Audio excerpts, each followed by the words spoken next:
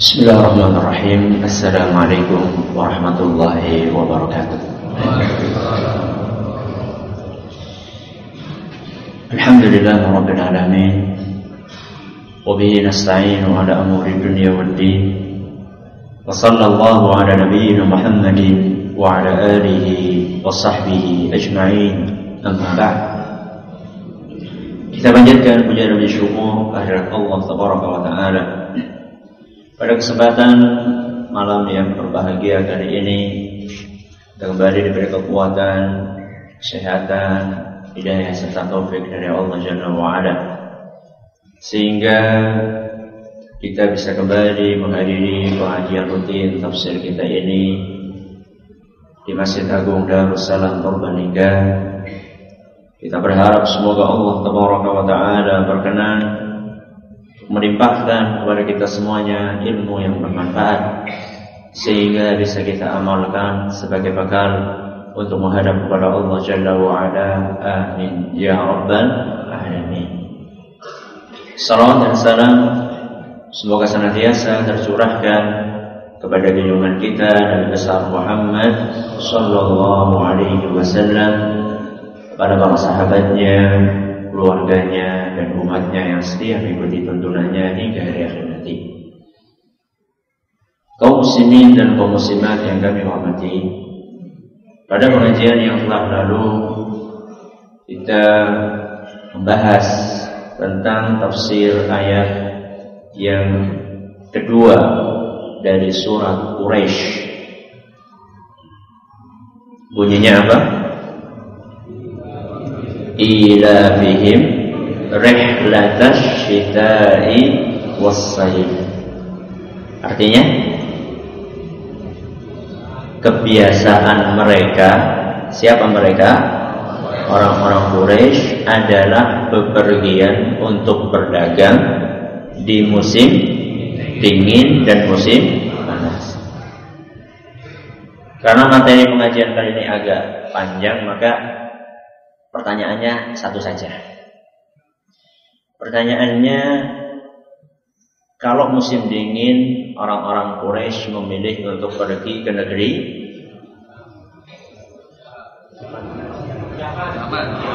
Yaman. Kalau musim panas mereka milih ke Syam. Pertanyaannya, kenapa kalau musim dingin mereka memilih negeri Yaman, kalau musim panas mereka memilih negeri Syam?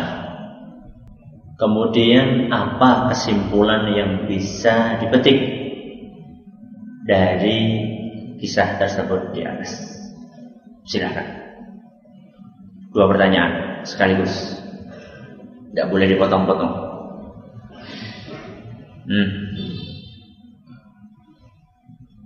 Ya. Ya. Ya. Boleh seorang insan berpindah-pindah tempat untuk mencari makan. Bagus, silakan. Mereka memilih negeri Yaman di musim dingin karena Yaman cenderung hangat, sedangkan memilih negeri Syam di musim panas karena Syam cenderung lebih sejuk. Kesimpulan yang diambil oleh para ulama dari kisah ini adalah seorang insan tidak apa-apa dia pindah-pindah tempat untuk mencari kenyamanan. Ya, untuk mencari kenyamanan. Jadi jenengan kalau lagi kepanasan di sini, monggo pergi ke Pratin juga tidak apa-apa. Ketika lagi kedinginan di Pratin, pindah ke mana? Banjar. Ya pindah kemana lah yang agak hangat, tidak apa-apa. Ya, itu bukan termasuk berlebihan, kecuali kalau memang membutuhkan biaya yang besar dan termasuk berlebihan dalam mengeluarkan harta, itu lain masalah. Tapi secara asal hukumnya tidak apa-apa, sebagaimana dijelaskan oleh Imam Ibnul Arabi rahimahullah. Pada kesempatan kali ini kita akan memasuki insyaallah ayat selanjutnya, yaitu ayat yang ketiga. Para hadirin dan hadirat yang kami hormati dan juga segenap pendengar Radio Roja di Jakarta, di Bandung, di Lampung dan sekitarnya, para pendengar Radio Sunnah FM di Cirebon, para pendengar Radio Bas FM di Solo Tigo dan sekitarnya, serta para pemirsa radio, serta para pemirsa TV Roja dan Yufid TV. Ayat yang ketiga bunyinya, fal ya'budu rabb hadzal bait. Napa artinya? Fal ya'budu, hendaklah. Jenengan sampun napa napa dereng? Sampun Ustaz, tapi artinya dereng. Fal ya'budu, hendaklah mereka beribadah kepada siapa? Rabb hadzal bait, kepada Rabb pemilik rumah ini. Rumah ini maksudnya Ka'bah. Berarti artinya hendaklah mereka beribadah kepada siapa? Allah. Pemilik Ka'bah itu siapa? Allah. Jadi ayat ini artinya adalah hendaklah mereka, siapa mereka? Orang-orang Quraisy beribadah kepada Allah. Entah panjenengan masih ingat enggak? Di tafsir ayat yang pertama kita jelaskan bahwa ada sebagian ulama yang mengatakan bahwa ayat yang ketiga ini adalah merupakan penyempurna dari ayat yang pertama. Apa maksudnya Ustaz? Maksudnya setelah Allah mengingatkan di ayat yang pertama dan kedua tentang karunia Allah kepada orang-orang Quraisy, bahwa Allah Subhanahu wa ta'ala telah mengaruniakan kepada mereka kemudahan, ketentraman, keamanan di dalam berniaga sepanjang tahun di musim panas dan musim dingin. Maka Allah mengingatkan di ayat yang ketiga ini bahwa karunia tersebut ada konsekuensinya. Manakala Allah Subhanahu wa ta'ala telah memberikan karunia berupa keamanan, ketentraman, kenyamanan di dalam berniaga, ketahuilah wahai orang-orang Quraisy, nikmat dari Allah ini ada konsekuensinya. Konsekuensi nikmat adalah harus disyukuri. Harus disyukuri. Cara bersyukurnya bagaimana? Fal ya'budu rabb hadzal bait. Cara bersyukurnya adalah dengan beribadah kepada siapa? Allah Subhanahu wa ta'ala. Jadi ada bersyukur, ada beribadah. Di dalam ayat ini Allah mengajarkan kepada kaum Quraisy dan juga kepada kita semua bahwa nikmat itu harus disyukuri, dan caranya syukur nikmat adalah dengan beribadah kepada Allah. Berarti ada hubungan enggak antara syukur dengan ibadah? Ada enggak? Apa? Hubungannya apa? Hubungan dari satu sisi atau dari dua sisi? Dua sisi atau satu sisi? Dua sisi. Siapa yang mengatakan dua sisi? Maksudnya gimana dua sisi? Hubungan antara syukur dengan ibadah, bahwasanya ibadah, atau maaf, saya ulangi dulu, saya awali dengan syukur, bahwa syukur adalah salah satu jenis ibadah. Ini hubungannya. Syukur adalah salah satu bentuk ibadah. Ibadah kan banyak. Ada sholat, ada puasa, ada zakat, ada haji, ada sedekah, ada syukur. Jadi syukur adalah merupakan salah satu bentuk ibadah. Dan ibadah adalah merupakan bentuk syukur yang sebenarnya. Jadi orang-orang yang bersyukur temenanan itu caranya adalah dengan beribadah. Hubungan seperti itu di mana kita dapatkan keterangannya Ustaz? Di dalam Al-Quran. Di dalam Al-Quran. Di dalam Al-Quran antara lain di dalam surat Al-Baqarah ayat 172. Surat Al-Baqarah itu surat nomor berapa? Nomor pertama ya surat Al-Fatihah. Al-Baqarah surat nomor 2 ayat 172. Di situ Allah Subhanahu wa taala berfirman, "Ya ayyuhalladzina amanu kulu min thayyibati ma razaqnakum." Wahai orang-orang yang beriman, makanlah yang baik-baik. Makanlah yang baik-baik dari rezeki yang telah aku berikan kepada kalian. Jadi dalam ayat ini kita diperintahkan untuk makan, tapi makannya yang baik-baik. Kemudian setelah itu di akhir ayat Allah berkata, "Washkuru lillah." Setelah kalian makan jangan lupa syukur.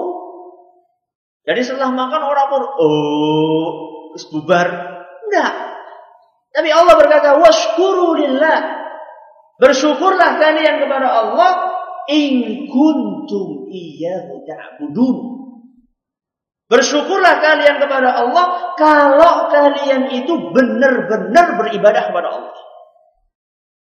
Jadi dalam ayat ini bisa disimpulkan bahwa orang yang belum bersyukur berarti dia itu belum benar-benar beribadah kepada Allah. Alias dia itu belum serius dalam beribadah kepada Allah. Jadi kalau misalnya ada orang mengklaim dirinya sudah beribadah kepada Allah, tapi dia belum bersyukur kepada Allah, maka klaim dia itu adalah klaim yang kosong. Jadi syukur adalah salah satu jenis ibadah yang sangat istimewa. Bahkan Allah menjelaskan orang yang tidak bersyukur kepada Allah, maka dia belum dianggap beribadah sebenarnya kepada siapa? Allah. Kemudian kaitan antara ibadah dengan syukur, tadi sudah kita jelaskan bahwa syukur yang sebenar-benarnya adalah dengan cara beribadah kepada Allah. Dalilnya apa? Dalilnya Quran surat Quraisy ayat 3. Yang mana?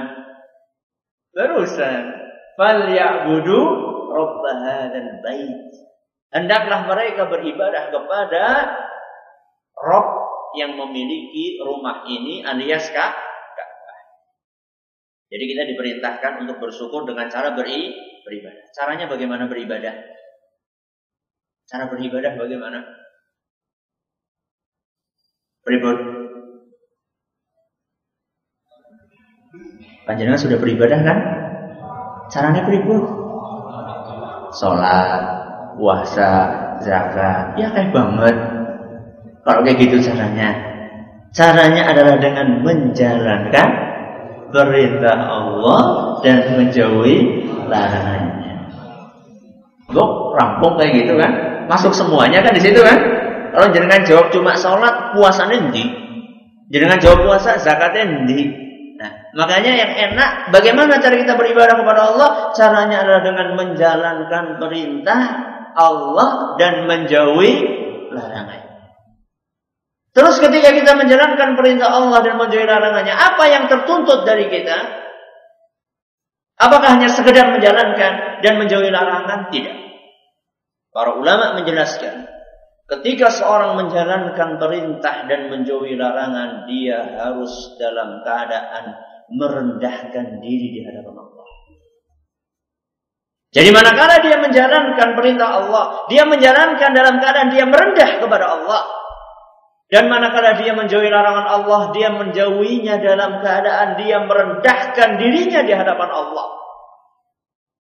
Dan itu harus diiringi dengan rasa cinta kepada Allah dan pengagungan kepadanya. Ini ibadah yang benar-benar. Menjalankan perintah yang sempurna, menjauhi larangan yang sempurna adalah manakala kita menjalankan perintah Allah dengan merendahkan diri kepadanya. Dan juga kita menjalankannya dengan penuh rasa cinta kepada Allah. Dan juga merasa mengagungkan Allah Jalla wa'ala. Tidak cukup sampai di situ, masih lagi ditambah dengan hal yang keempat adalah harus dengan tata cara yang digariskan oleh siapa? Allah Subhanahu wa ta'ala. Fungsinya cinta itu apa? Kenapa kita menjalankan atau beribadah harus dengan rasa cinta? Kenapa? Kalau orang sudah cinta, dia itu akan merasa ringan untuk menjalankan perintah. Makanya kalau ada seorang laki-laki diminta oleh kekasihnya untuk menyeberangi sungai apa? Rawing ya gampang. Sungai yang luas apa misalnya? Sungai Nil apa atau Nil? Serayu mungkin. Mas, kau jenengan kalau betul-betul cinta kepada saya, seberangilah sungai ini. Jangankan sungai ini, Dek. Laut pun akan saya arungi. Coba Mas naik Gunung Slamet, jangankan Gunung Slamet, Mount Everest pun akan saya daki. Karena apa? Cinta. Cinta itu mendorong seseorang untuk menjalankan perintah. Jadi manakala kita beribadah dengan bermodalkan cinta kepada Allah Subhanahu wa taala, dan ini bukan modal satu-satunya, kita akan terasa ringan untuk menjalankan perintah Allah. Kenapa kita itu sholat itu rasanya apa? Abot. Kenapa ketika kita sholat itu rasanya awang-awangan?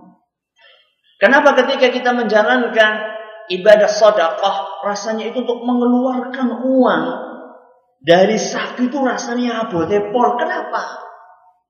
Karena belum tumbuh rasa cinta kita kepada Allah. Kalau kita sudah cinta sama Allah, apapun yang diperintahkan oleh Allah, maka kita akan segera menjawab sami'na wa ata'na. Ini fungsinya cinta. Fungsinya pengagungan apa? Fungsinya pengagungan adalah kalau kita mengagungkan Allah, maka kita akan terdorong untuk meninggalkan setiap larangan Allah, apapun bentuknya. Kenapa? Karena kita takut kepada zat yang kita agungkan. Kalau kita menakuti seseorang, apapun yang dia larang, kita akan taati. Maka manakala seorang hamba dia mengagungkan Allah Subhanahu wa taala, maka larangan Allah apapun bentuknya dia akan siap 100% untuk meninggalkannya karena dia merasa takut dengan zat yang dia agungkan. Berarti beribadah harus merendahkan diri. Terus harus apa tadi? Ada rasa cinta. Kemudian mengagungkan yang kita ibadahi yaitu Allah, dan juga harus sesuai dengan aturan. Yang namanya beribadah kepada Allah itu rasa karepe dewek, ya. Tidak bikin aturan sendiri, ya. Tidak bikin aturan mau kawin biyen bayar kaya biaya ya wis. Itu namanya bukan beribadah kepada Allah. Itu namanya beribadah sesuai dengan keinginannya sendiri. Tidak. Kita beribadah kepada Allah ingin diterima sama Allah. Kalau kita ingin diterima sama Allah, maka kita harus mengikuti aturan yang sudah digariskan oleh siapa? Oleh Allah Subhanahu wa taala. Jadi beribadah kepada Allah harus pakai ilmu, harus mengetahui tuntunannya, tata cara salat bagaimana. Kemudian salat ini ditujukan kepada siapa?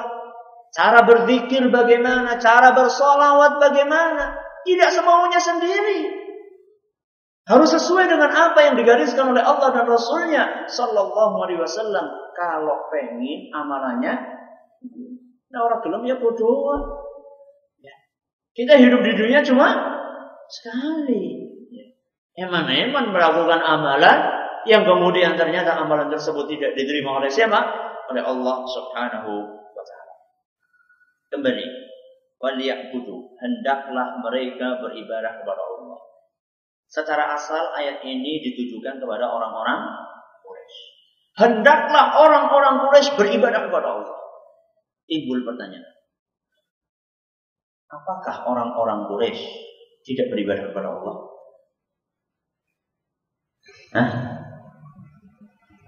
Kenapa di dalam ayat ini mereka diperintahkan untuk beribadah kepada Allah? Apakah orang-orang Quraisy tidak beribadah kepada Allah? Kok amblong? Beribadah enggak? Beribadah. Beribadah. Beribadah apa enggak? Ini kok kelihatannya ada yang iya, ada yang enggak, tapi ada yang mesem-mesem tok, bingung. Kalau kita cermati beberapa ayat dalam Al-Quran, ternyata mereka itu beribadah kepada Allah. Ternyata mereka juga beribadah kepada Allah. Saya harap jangan ada yang keluar, belum selesai pembahasannya. Ya. Ternyata mereka juga beribadah kepada Allah. Kalau tidak percaya, silakan lihat Al-Quran surat Al-Ankabut ayat 65. Surat apa? Al-Ankabut. Ayat pintar? Ayat 65. Di dalam ayat ini Allah Subhanahu wa taala merekam perilakunya orang-orang musyrikin. Kata Allah, "Fa idza raqibu fil fulki." Manakala mereka naik perahu. Manakala mereka naik perahu. Diceritakan kalau perahu itu awalnya tenang, kemudian perahu itu terkena ombak yang besar sehingga perahu itu terombang-ambing, nyawa sudah di ujung perahu, bukan di ujung tanduk, tidak ada tanduknya. Sudah di ujung perahu, mungkin layarnya sudah sobek, sebagian sudah bocor, pokoknya sudah tidak ada harapan. Fa idza raqibu fil fulki, manakala mereka naik perahu dan mereka mengalami kondisi yang sangat genting, da'allaha mukhlishina lahu-ddin. Mereka akan berdoa kepada Allah dengan ikhlas. Cetak tebal-tebal kata-kata apa? Berdoa kepada Allah dengan ikhlas.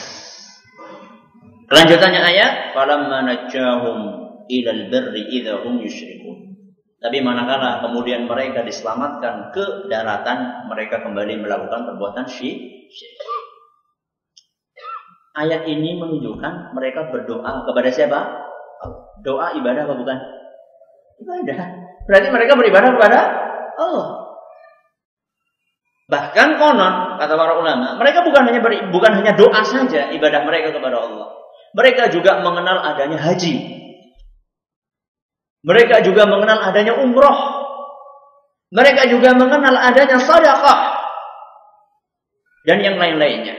Bahkan kemarin kita cerita ya, bagaimana sedekahnya mereka. Bagaimana? Sampai orang miskin kekayaannya sama dengan orang kaya. Jajal siapa namanya sedekah sing ibu? Sedekah sampai orang yang disodakoi kekayaannya sama dengan kita. Jajal siapa? Saya kira tidak ada di sini kan. Jadi mereka mengenal ibadah. Sedekah ibadah bukan? Ibadah. Haji ibadah bukan? Ibadah. Umrah ibadah bukan? Ibadah. Terus apa makna perintah Allah? Allah di dalam ayat tadi memerintahkan falyabudu, hendaklah mereka beribadah kepada Allah. Kenapa mereka diperintahkan untuk beribadah kepada Allah padahal mereka itu sudah beribadah kepada Allah? Kenapa coba? Karena di dalam peribadahan mereka itu bermasalah. Peribadatan mereka kepada Allah itu bermasalah. Apa masalahnya? Masalahnya karena mereka mendua. Kenapa mendua? Bojone loro. Nah, saya gunakan istilah mendua ini, ya. Supaya jangan mendua kan jangan sering dengar kan mendua. Ya. Mendua itu kan artinya kan punya dua. Dua, kalau mendua dalam istilah kita ya punya istri dua gitu. Nah, kalau ini mereka mendua bukan dalam masalah istri, tapi mereka mendua dalam masalah sesembahan. Jadi letak kesalahan mereka, kesalahan fatal mereka dalam beribadah adalah karena mereka selain beribadah kepada Allah, mereka juga gemar beribadah kepada selain Allah. Alias mereka tidak memurnikan atau mengikhlaskan ibadah hanya untuk Allah. Ini kesalahan mereka. Makanya mari kita lihat. Ini kisah pernah saya sampaikan kalau tidak salah di tafsir surat Al-Ikhlas kalau tidak salah. Kisah yang disampaikan oleh Imran ibn Husain, salah seorang sahabat Nabi SAW. Beliau berkata, Qala Nabi sallallahu alaihi wasallam li Abi. Pada suatu hari Nabi sallallahu alaihi wasallam berkata kepada bapakku. Bapaknya Imran, siapa? Jadi saya sudah sebutkan tadi namanya. Siapa? Husain. Bagus. Pada suatu hari Nabi SAW bertanya kepada Husain. Husain itu bapaknya Imran yang saat itu masih musyrik. Apa pertanyaan Nabi SAW? Ya Husain, kam ta'budul yawma ilahan? Wahai Husain, berapa sesembahan yang kamu sembah hari ini? Berapa sesembahan? Berapa Tuhan yang kamu sembah hari ini? Tanya Nabi kepada siapa? Pada Husain. Qala abi, Husain menjawab, 7. 7 wahai Husain. Berapa? 7. Mantap ya 7 ya. 7 wahai Rasul. 6 fil ardi wa wahidan fis sama. 7 itu 6 ada di atas bumi, 1 ada di langit. 6 ada di mana? Di bumi, 1 ada di langit. 6 itu siapa? Ya, patung-patung mereka yang ada di sekeliling Ka'bah dan yang ada di rumah-rumah mereka. Ada 7 wahai Rasul. Klasifikasinya seperti ini wahai Rasul. 6 di mana? Di bumi, 1 di ya. Yang 1 itu siapa? Allah. Yang 6 itulah sesembahan-sesembahan mereka selain Allah. Kemudian Nabi bertanya, fa ayyuhum ta'uddu li rahbatika wa rahbatika? Dari 7 itu wahai Husain, siapa yang engkau tuju ketika engkau sedang butuh atau susah? Lagi kepepet banget. Yang kamu cari yang mana? Yang mana kira-kira? Kata Husain, alladzi fis sama wahai Rasul. Yang di langit wahai Rasul. Ternyata mereka juga apa? Ngaku persis kayak tadi kan. Orang yang naik apa? Kalau lagi kepepet, baru mereka lari kepada Allah. Kalau sudah senang, lupa mereka. Masih mending ini. Kalau orang-orang sekarang lagi kepepet mengkuburan, lagi senang nyajeni sing bau rasa sawah. Ya. Kalau lagi paceklik melakukan ruatan, kalau lagi panen menyediakan sajen kepada Dewi Sri. Masya Allah. Susah senang tidak ingat siapa? Allah. Mandan mending ya wong musyrikin ya. Tapi tetap mereka juga salah. Mereka tersebut perbuatan syirik. Dan mereka orang-orang musyrik ini sulit sekali untuk meninggalkan kebiasaan mendua ini. Kebiasaan mendua yang satu ini, yaitu tidak memurnikan ibadah hanya untuk Allah. Mereka sulit sekali. Makanya ketika mereka ditawari oleh Rasul SAW untuk mengucapkan kalimat tahlil, kalimat apa? La ilaha illallah. Ketika ditawari oleh Nabi SAW, qulu la ilaha illallah, ucapkan la ilaha illallah. Apa sulitnya mengucapkan la ilaha illallah? Ya. Orang Islam sekarang suruh mengucapkan la ilaha illallah, gampang nggak? Nah, sampai semua orang bisa. Sewu ya orang apa-apa lah. Minta berapa kali? Siap. Ketika orang musyrikin Quraisy diperintahkan oleh Nabi SAW untuk mengucapkan la ilaha illallah, apa jawaban mereka? Mereka tidak mau. Mereka tidak mau dan alasan mereka apa? Aja'alal alihata ilahan wahidah. Apakah Muhammad ini ingin menjadikan sesembahan itu cuma satu? Kita selama ini sudah terbiasa menyembah banyak Tuhan. Masa datang Muhammad SAW ingin menjadikan sesembahan itu cuma satu? Siapa maksudnya? Allah Subhanahu wa Ta'ala. Inna hadza la syai'un ujab. Kata mereka, ini adalah suatu hal yang sangat aneh. Al-Quran surat Shad ayat 5. Al-Quran surat Shad ayat berapa? 5. Kenapa mereka enggak mau mengucapkan la ilaha illallah? Kenapa? Apa sulitnya? Apa mereka tidak bisa bahasa Arab? Mereka orang Arab kok. Masa tidak bisa bahasa Arab? Apa susahnya mengucapkan la ilaha illallah? Kenapa mereka enggan? Apa? Karena mereka paham konsekuensi dari kalimat ini. Kalau mereka sudah mengucapkan kalimat la ilaha illallah, maknanya apa? Maknanya seluruh sesembahan selain Allah harus ditinggalkan. Itu maknanya. Dan mereka sudah terlanjur enak dengan perilaku mendua. Mereka enggan untuk meninggalkan itu. Maka ketika ditawarkan untuk ucapkan la ilaha illallah, sontak mereka menolak mentah-mentah. Jadi mereka paham tak kalimat la ilaha illallah? Orang-orang sekarang? Fasih untuk mengucapkan la ilaha illallah. Fasih untuk mengucapkan dengan lisan. Kalau prakteknya ya wallahu a'lam. Ya. Jadi orang-orang musyrikin Quraisy, mereka beribadah kepada Allah enggak? Beribadah kepada Allah. Cuman dalam peribadatan mereka ada masalahnya. Mereka keliru fatal, yaitu mereka masih mendua, alias tidak memurnikan ibadah mereka untuk siapa? Untuk Allah. Yang jadi, yang Allah tuntut di dalam ayat ini, "Falyabudu rabb hadzal bait." Hendaklah mereka beribadah kepada Allah. Yang dituntut dari Allah dari ayat ini bukan sekedar beribadah kepada Allah, tapi yang dituntut adalah memurnikan ibadah hanya untuk siapa? Allah. Ini yang diminta.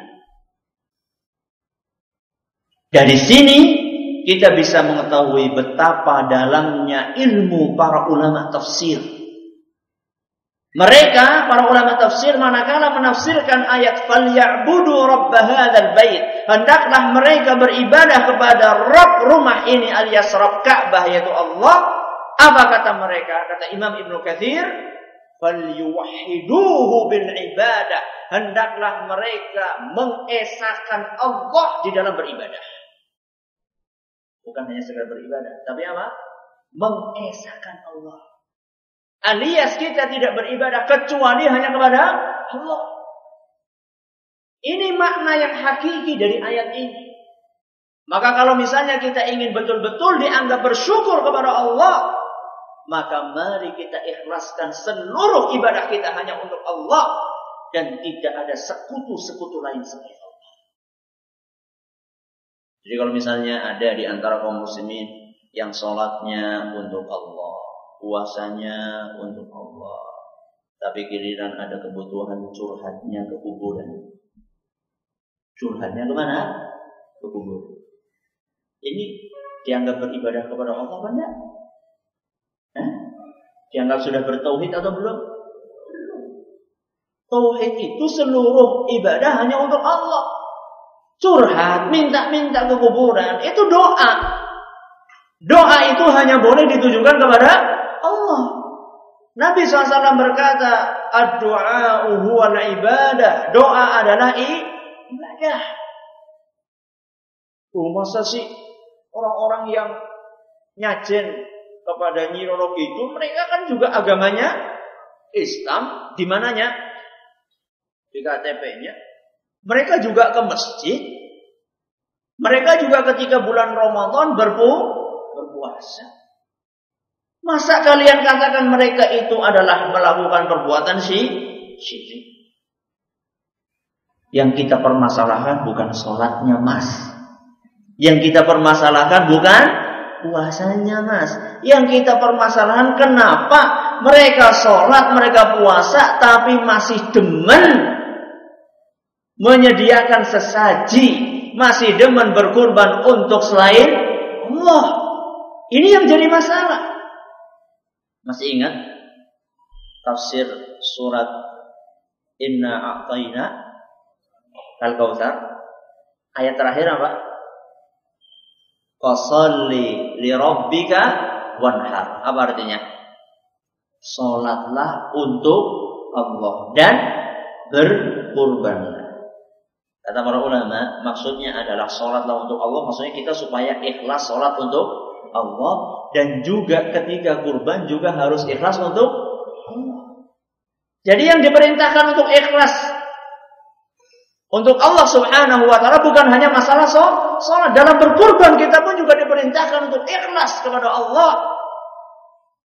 Jadi kalau misalnya ada orang sholat untuk Allah, tapi dia berkurban untuk selain Allah, menyediakan sapi yang paling besar, yang paling gemuk, ngalah-ngalahi sapi yang disediakan untuk Idul Adha.